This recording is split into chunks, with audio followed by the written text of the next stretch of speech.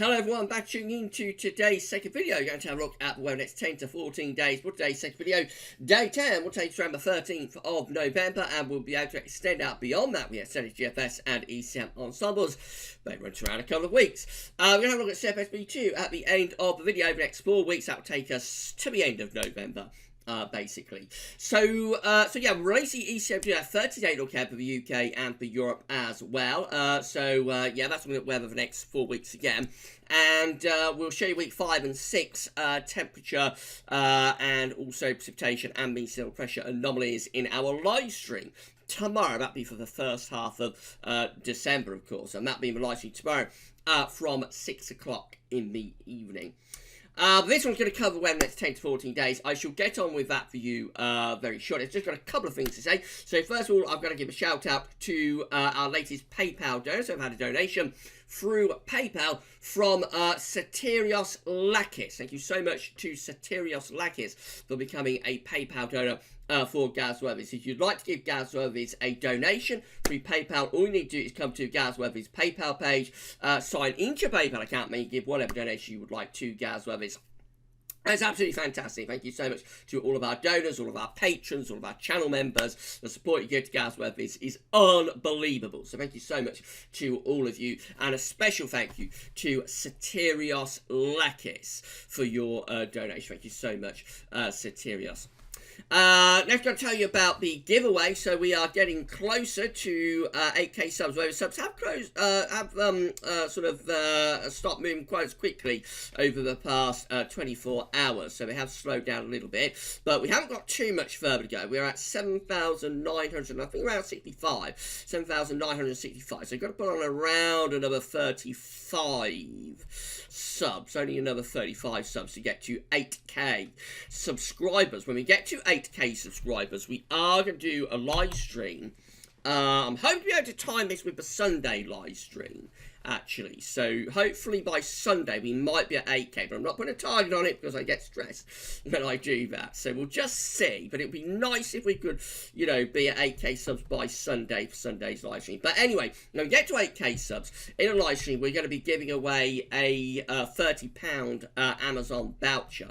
We've got the voucher here at GavsWeatherVids Towers already. I've shown you in a live stream a week or so back. So yeah, we've got to put on around 35 subs. We're going to get to 8k, and then we'll give away a £30 Amazon voucher. Now, if you would like to have a chance of winning the Amazon voucher, there's a couple of ways you can do it. So basically, you've just got to tell us that you'd like to win this. So you've got to be UK based. So we aren't sort of going to be sending this like to other countries outside of the UK for this one. We may do another one when we get to 10k subs, and we might open that up to a wider sort of a number of people, like in Europe and North America, possibly, but I want to see how it all works out first for this one, and I'm not sure about international shipping and postage and all of that sort of thing. So you've got to be UK based, but if you're based in the UK, that does include Northern Ireland and the Channel Islands, by the way. If you are UK based, then you can come to the GavsWeatherVids Discord. This is GavsWeatherVids Discord server just here.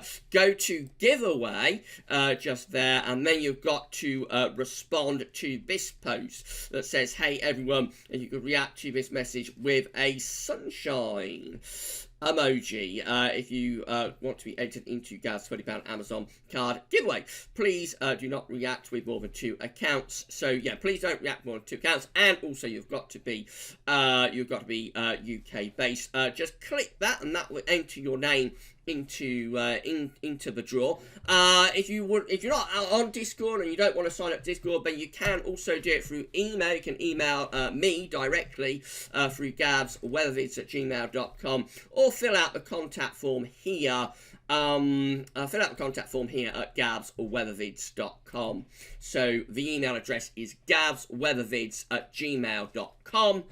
or fill out the contact form at website, or do it through Discord.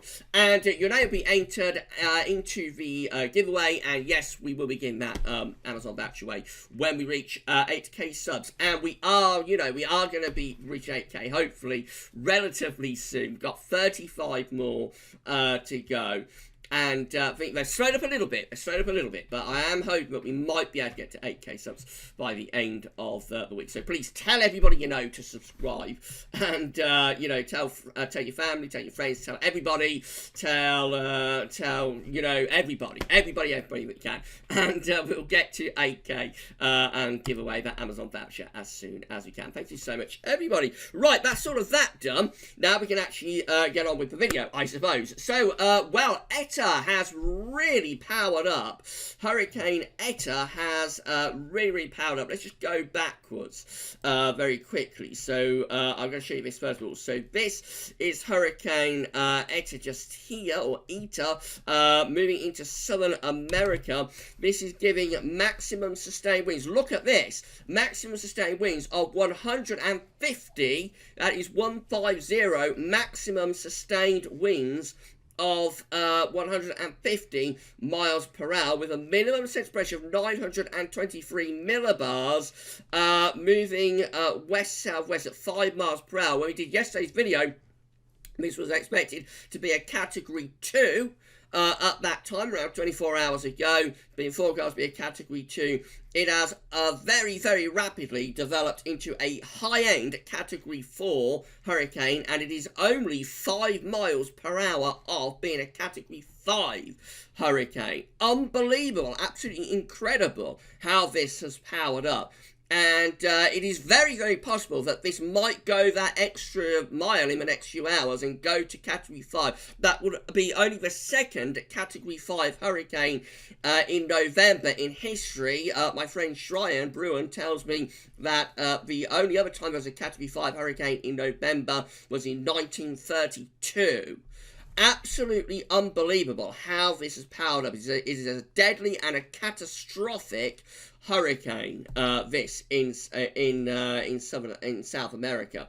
So let's click on cone warnings and see what's going to happen with this. So you had a look at this a moment ago, of course. So obviously it's a major hurricane. High-end Category 4 is a major. It's going to move inland into Nicaragua over the next few hours and rapidly weaken, rapidly diminish back to a tropical storm. Then it becomes a tropical depression as it moves northwards over Honduras. Will bring copious amounts of rain inland across Southern America. Goes post-tropical over Guatemala at the end of the week. But then look at this, it's beginning to move back out into the Atlantic.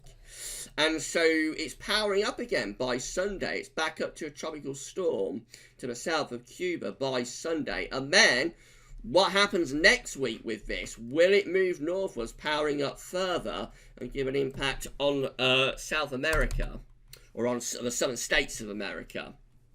We'll have to see. But this is a catastrophic hurricane. Just read what they are saying about this at National Hurricane Center. Key messages. Number one, catastrophic wind damage is expected where Etta's eye wall moves onshore along the northeastern coast of Nicaragua. Sorry about that. Put your teeth in, Gav. This morning, tropical storm force or greater winds are already occurring within the hurricane warning area in Nicaragua. A tropical storm warning is also in effect for northeastern coast of Honduras. Point number two, a catastrophic and life-threatening storm surge along with destructive waves are expected along portions of the northeastern coast of Nicaragua near and to the northern edge of the centre of where the centre makes landfall. Water levels could reach as high as 14 to 21 feet above normal tide levels in some parts of the hurricane warning area. Preparations to protect life and property should now be complete. So if they're not, probably run out of time. Point number three, through Friday evening, through to Friday evening, I think that should be, heavy rainfall from ETA is expected, will lead to catastrophic life-threatening flash flooding and river flooding along portions of Central America, along with landslides in areas of higher terrain.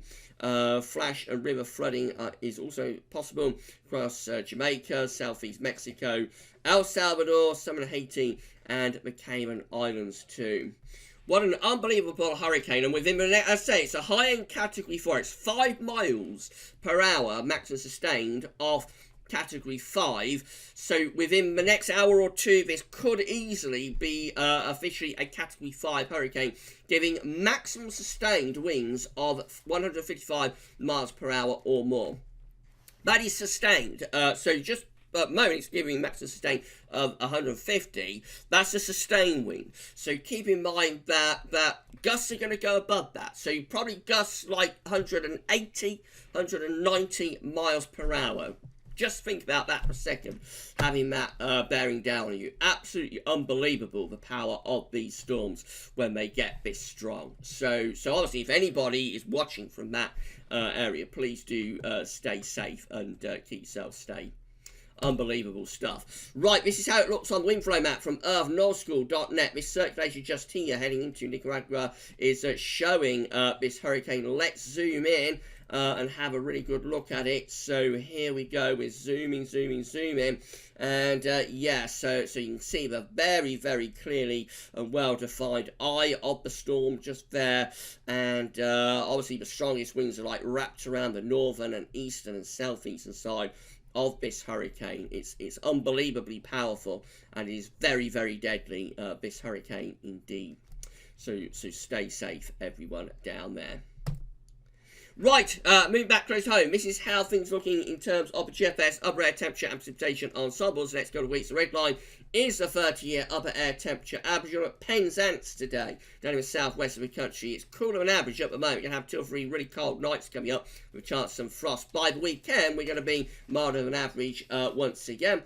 Then as we go through the second week of November into the middle of the month and then into the second half of the month, we're just going to be very, very close to average, really. Precipitation-wise, we are going drier now over the next few days. Going to be under high pressure till the weekend. Things will go dry, and then after that, probably turning more unsettled through weekend and into next week. Bear in mind that's for the far southwest of the country. It's exposed to the Atlantic, so areas inland to the north and the east probably won't be as wet as that, but nevertheless it's probably going to turn a bit more unsettled through next week. Temperature anomalies from the 3rd to the 11th of November going to be very, very close to average. Precipitation anomalies from the 3rd to the 11th of November are going to be drier than average too. This is the latest wind flow map from earthnorthschool.net for us in the UK, across the north of Europe. So we're bringing in like a chilly west to northwesterly. We've got a ridge of high pressure developing in the Atlantic that is moving in this direction, so the ridge will start to settle things down, but it will be quite chilly with those winds in from the northwest. This is how the UK Met Office is looking at the moment. So high pressure dominates on Friday over the country, could well produce frost and fog by night through to the second half of the week. Weekend, we'll see that high pressure declining into Central Europe. We start to pull up a more of a southerly flow, so it will start to turn milder over the weekend, but with low pressure out to our west-southwest, there is a risk of some showery outbreaks of rain. That's how we look as we get to Monday night, as far as we can go. With the UK Met has high pressure well to the east, across the east of Europe, low pressure out to west, winds coming up from the south. So showery but mild as we get through to the start of next week. Now, I had a very interesting midnight GFS run, so I'll show you that. I'm going to have a look at 6 Ed. So this is Friday. Again, high pressure dominating the weather on Friday, being lots of dry but quite cold weather through to the end of the week. The weekend turns wind into the south, and it becomes a little bit milder, especially for England and Wales. Probably still quite cold for Scotland, though, and there will be some showery rain threatening in the south too. Early next week, we start to move low pressure in from off the Atlantic, so yes, it's going milder with winds in from a south-southwesterly direction, and low pressure will bring outbreaks of rain as well. Heading up towards day 10, which is Friday the 13th of November, we've got high pressure way to our east, low pressure is out to the west. We're still drawing up quite a mild southerly wind. This wind is going a long way north. We call this warm air advection. I'm not doing very well with my words today, am I? Warm air advection. Southerly winds powering right up into the Arctic. WAA. What happens with that is that on the eastern side of that warm air advection, you will tend to increase the ridge to the east. You'll tend to inflate it, almost like pumping up a tyre or inflating a balloon. You send the warm air into the Arctic and you inflate a ridge, typically over Scandinavia. Sometimes you can get WAA going up here and that will inflate a ridge over Greenland. But more often than not, the warm air advection will start to inflate a ridge over Scandinavia. So as I say, this midnight GFS run did get very, very interesting courtesy of that warm air advection, because it did actually develop a Scandinavian high. Look at that, Scandi high on the 15th of November at 1050 millibars. We're a long way out, but look at this into the second half of November. The midnight GFS run unleashed the beast. Here it is, beastly easterlies, with a 1055 at the centre millibar area of high pressure over Scandinavia. And, yeah, winds swinging into the east. And look at that, by the 17th of November, real easterly blast, actually. 1055 millibar Scandinavian high. Winds screeching in from the east. Look at the upper air temperatures. We're bringing in the -10 Celsius ice bump. That's what I class as a beast from the east. You know, when we bring in a -10 Celsius ice bump or lower, that is a beastly easterly. And so by the 18th of November, all of England and Wales, or most England and Wales, was under the -10 Celsius isotherm, bitterly cold. He says would be bringing in snow. That would bring in snow from the east. Not just snow shower, but probably longer spells of snow as well. That is a proper easterly, you know, proper easterly, beastly easterly, beast from the east, there on the midnight GFS run. And that goes on to Wednesday the 18th of November as well. As far as we can go is to Thursday the 19th of November. High pressure north of Scotland, winds in from the east, so it remains cold up to that point. That's a proper beast from the east. Bear in mind, though, it's like 2 weeks away, and it almost certainly will not verify. But that's it. That's the first beast from the east that we've seen within the model output for this season. So I thought I would show you it. Now, look what the 6Z does. It's very latest. So we started going on Friday with high pressure over country, bringing frost and fog. Into weekend, winds turn southerly, it gets milder, and showery rain develops in the south and southwest. Early next week, we start to turn things more unsettled with low pressure in from off the Atlantic, bringing cloud and outbreaks of rain as well. And then we're heading up towards day 10, and look at this, we're unsettled. But notice we're not getting the warm air advection this time. We're not sending those southerlies shooting up into the Arctic. There is a bit of a ridge trying to form around Svalbard, but overall this is not sending those warm air advection southerly winds into the Arctic. And so we do not get that easterly, we do not get that beastly easterly on the 6Z. What we actually get is like low pressure and westerlies, and eventually a very mild southwesterly by the time we get through to the end of the GFS 6Z. We're pulling up winds from like the Azores, something like that, or the Canary Islands. So very, very, very different with the 6Z to midnight run of GFS, telling us that there's a lot of uncertainty for around the middle of November. When you see wild swings within the model output like that, it tells you that there is a lot of uncertainty at play within the model output. GM looks like that. So again, we've got high pressure dominating, bringing cold, dry weather at the end of the week. Maybe turn milder with southerly winds and showery rain to west and southwest. Moving up towards day 10, this is producing a bit of warm air advection. We are sending those southerly winds up into the Arctic. We are inflating the ridge over Scandinavia as we're moving up towards day 10. That's how we look with GM as we get to day 10. Inconclusive, really. We have developed warm air advection. We have moved southerlies into the Arctic. We have inflated a Scandinavian high. There is also a deep area of low pressure to the south of Greenland. So that's probably let battle commence with westerlies trying to come in from the west, easterlies trying to come in from the east. We will probably find ourselves in a battleground UK type situation with that one. And then the ECMWF, again, we're under high pressure on Friday, dry, fine, but frosty by night, morning over weekend, turns milder, with winds swinging to the south, will be showery outbreaks of rain to the south and to the southwest as well. And then moving up towards day 10, the ECM is also producing warm air advection.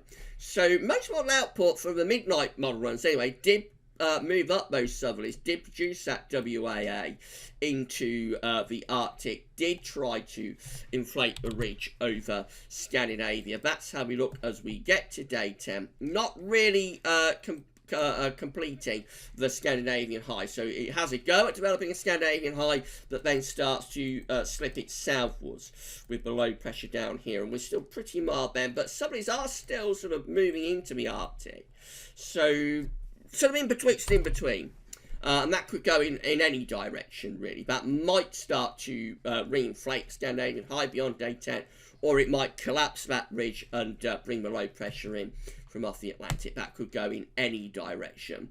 Really interesting model output this morning anyway, even if nothing comes from it, even if we don't get that beastly easterly. These are very, very interesting charts today. Right, okay, so this is how the ECM rainfall forecast is looking. So this is how rainfall forecast looking based on the ECM run from Meteo.com. Starting off with showy rain today, but then we're turning dry, high pressure taking over until the weekend. Then we bring some rain up from the south over the weekend. Most of that will be light. There could be a few heavier bursts mixed in, and then as we head off up towards day 10, we start to look like this, so going drier again as we get to day 10, but still quite mild with winds from the south. These are the options. This is the option when it's on the table within the ECM ensembles today for day 10 from the Icelandic Met Office. Gets us to the 13th of November. All members of the ECM ensembles got high pressure to the east and low pressure out to the west, and drawing up like a southerly to southeasterly wind. So they're all looking pretty settled, like as we move towards the middle part of November.